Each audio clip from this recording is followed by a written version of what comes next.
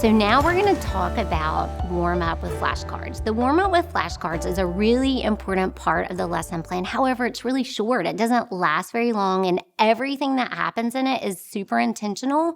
And as the teacher, I'm making all the decisions about what's going to go in this warm-up with flashcards. So let's start with talking about the purpose of a flashcard. The purpose of a flashcard is to teach kids that when they see a letter, the letter has a name and the letter has a sound.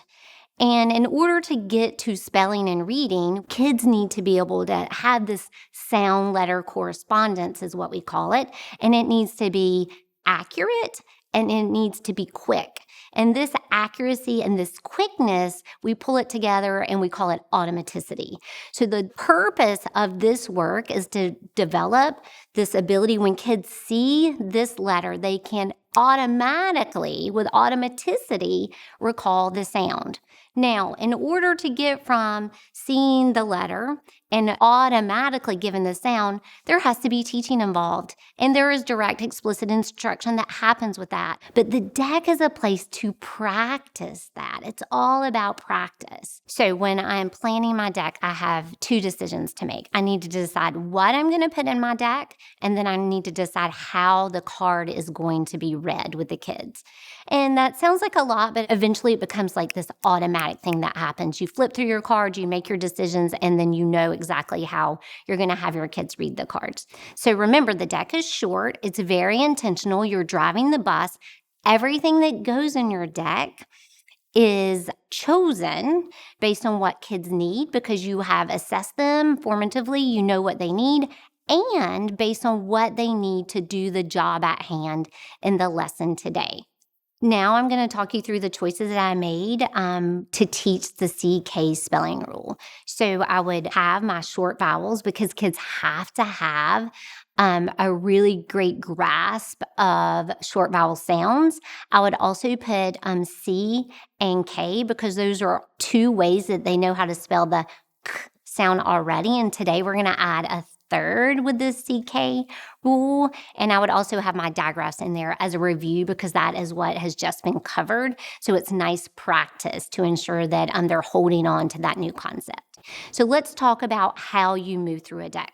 First of all, when you have keyword picture card, you can go through the card like this. You say the name of the letter, you give the keyword picture, you give the sound, and you can make a motion if the motion is helpful. The motion is really nice because you can hold on to that motion during dictation and you can make the motion and kids will get the sound quickly. So it ends up being a nice reminder of sounds as you're moving through the lesson. So this would sound like A, apple, ah. And you would pretend like you were biting an apple, and kids love that. It gets their kinesthetic part of their learning involved, and they get to participate. So we go A, apple, ah.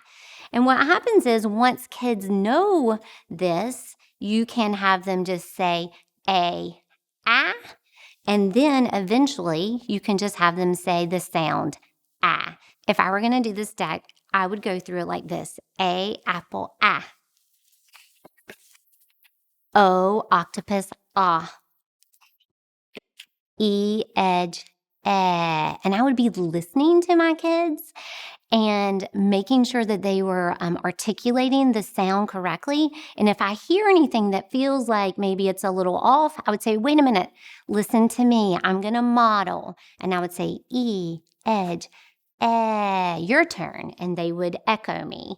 Because in this moment, I'm listening and I'm teaching quickly to clear up any issues with the way sounds are pronounced. I, igloo, I. U, umbrella, TH, thumb. Now, this TH is a digraph that we would be reviewing, and it has two sounds. It has a motor off sound, which is like in thumb, and it has a motor on sound like in mother. So I would say TH, thumb, and This is also a tricky sound. It sounds just like W, WH, whistle. CH, chair, ch. SH, shoe, shh. And then I would say, that was amazing. Now, friends, I think that you are ready to do the rest of this deck with no pictures. I'm going to hold up the card and I just want the sound. And I would have them go through these. Eh. Ah. Ah. Eh. Ah.